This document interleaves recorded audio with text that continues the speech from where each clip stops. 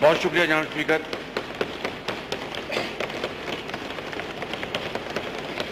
میں نے آپ کی اجازت سے آج وفاقی حکومت کی صریحاً غلط بیانی اور پنجاب حکومت کی غلط بیانی کے اوپر میں نے ایک وضاحت پیش کرنی ہے آپ کی اجازت کے ساتھ.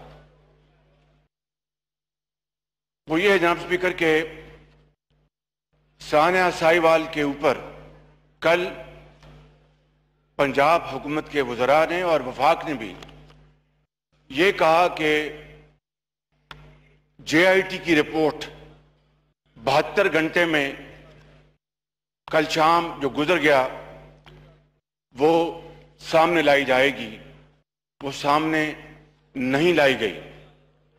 دوسری بات یہ کہی گئی کہ اس اندوناک سانحے کے نتیجے میں بعض افسران کو علیحدہ کر دیا گیا ہے اور یہ تاریخ میں پہلی مرتبہ ہے بقول پی ٹی آئی کی حکومت کے کہ ایک وعدے کو پورا کیا گیا اور افسران کو 72 گھنٹے میں علیحدہ کر دیا گیا. اور پھر انہوں نے سانحہ ماڈل ٹاؤن کی مثال دی.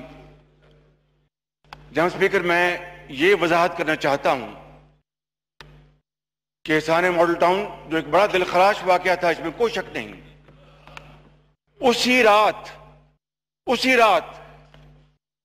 آر پی او لاہور سے لے کے تمام متعلقہ افسران کو فل فور علیحدہ کر دیا گیا تھا. اسی رات جے آئی ٹی نہیں بنائی گئی تھی بلکہ ہائی کورٹ کے جج پر مشتمل جوڈیشل کمیشن کا اسی رات میں نے اعلان کیا تھا. اور جناب اسپیکر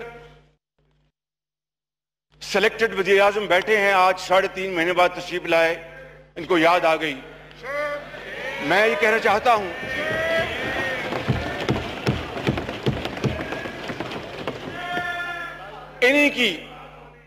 انہی کی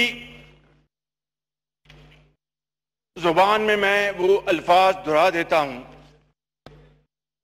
کہ انہوں نے کہا تھا کہ ماڈل ٹاؤن کا واقعہ اس کے اوپر شہباز شریف کو استعفیٰ دینا چاہیے اور رانا ثناء اللہ کو گرفتار ہونا چاہیے.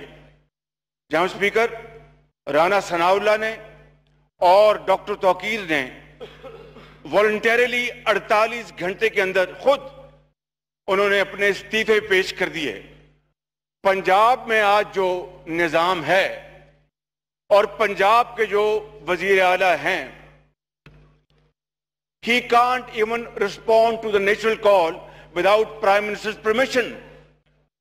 ان کی اجازت کے بغیر وہ ایک کاغذ نہیں ہلا سکتے. واٹس ایپ پہ ہر چیز کی اجازت لیتے ہیں.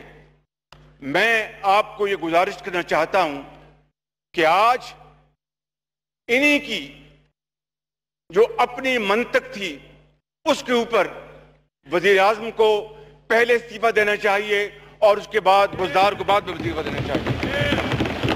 جناب شہریار شاہ محمود قریشی صاحب پلیز.